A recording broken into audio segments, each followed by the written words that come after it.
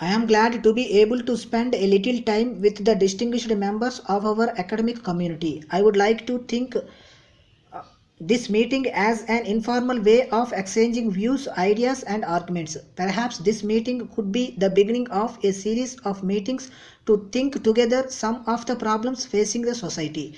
This meeting has provoked many thoughtful persons to reflect on the experience gained by the distinguished members since independence. Naturally, it is a mixed picture. Both positive and negative trends have been noticed. The strength of our system is often missed in the general intellectual and emotional agitation about what should have happened and what has not happened. There are dire predictions and much agony. In short, there is a sense of some weariness and some confusion. In a gathering like this, one looks for a central perspective in which we can view the critical issues. If we are too preoccupied with yesterday's news, we will inevitably neglect the larger picture and concentrate only on a very tiny segment of reality, and that too in a rather distorted form. Therefore, I would prefer not to talk about things which have dominated the political sphere in the last few months. Not just because they do not have any significance, but because they have only agonizing dilemmas of nation buildings activities. In history, individuals do make a difference, but it is difficult to understand what specific individuals are doing without placing them in the wider context of social and economic forces. Therefore, I would respectfully invite you to analyze the meaning of our experience in the light of the movement of the vital historical forces in our society. From the standpoint, some of the questions being posed today appear to be a little unreal and perhaps even irrelevant. The question is not who is an alternative to whom, but the question is what are the alternative ways of thought and action, and whether the current debate is preparing the ground for such an alternative. If we first look at the issues in nation building, the idea of India is of course thousands of years old. But the intellectual, spiritual, and moral content of our unity in contemporary political form was shaped in a long drawn battle against foreign domination which affected culture, economics, society, and politics in many ways. The reforming effects of capitalism in an economy under the imperialist auspices were totally insignificant, and the destructive effects were very much to the force. Communalism and the rise of the two nation theory were the inevitable consequences of the operation of the imperialism in India. The competition for ever increasing jobs and the establishment of political organizations for specific communities was posing a great threat to our national unity. In a fundamental sense, the creation of an independent national state on the basis of religion was historically declining, and it was slowly becoming politically immoral. In the midst of hatredness and communal passion, the founders of the Indian state renounced the principle of commercialism and made secularism the foundation of our country's unity. It was therefore a good achievement of which we can be really proud.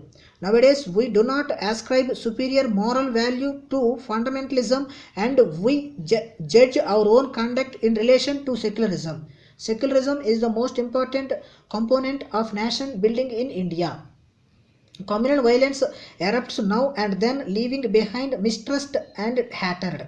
There are political and religious organizations which continuously, through fear, insecurity, and separate views. A notion persists that if a particular community seeks to better its social and economic situation, it is doing at the expense of another community. In other words, while the constitution, the law, and the formal structure point in one direction, elements of social awareness point in another. To my mind, the resurgence of communalism is the biggest challenge to national unity.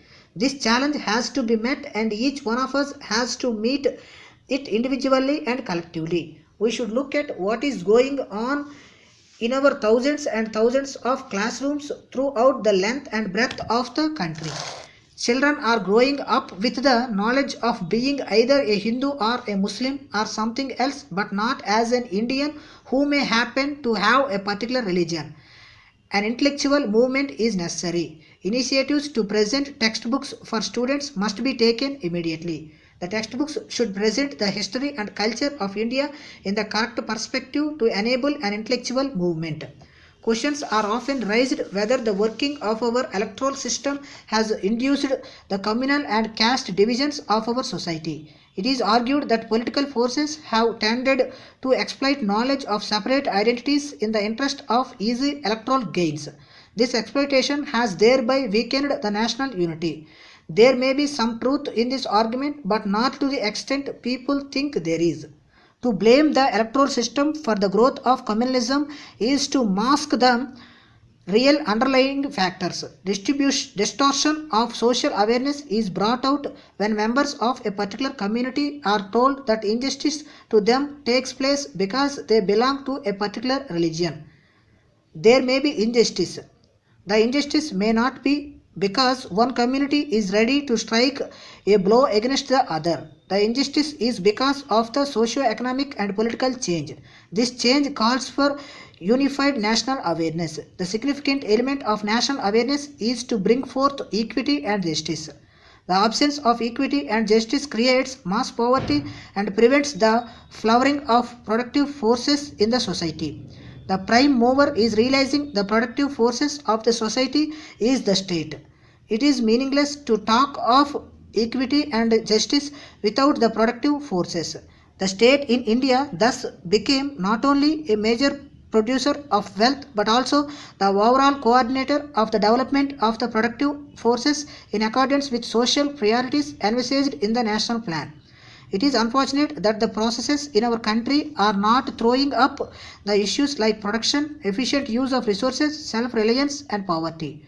It is for the socially conscious academic community to come forward and place them on the agenda of national debate and strive for nation building unstintedly.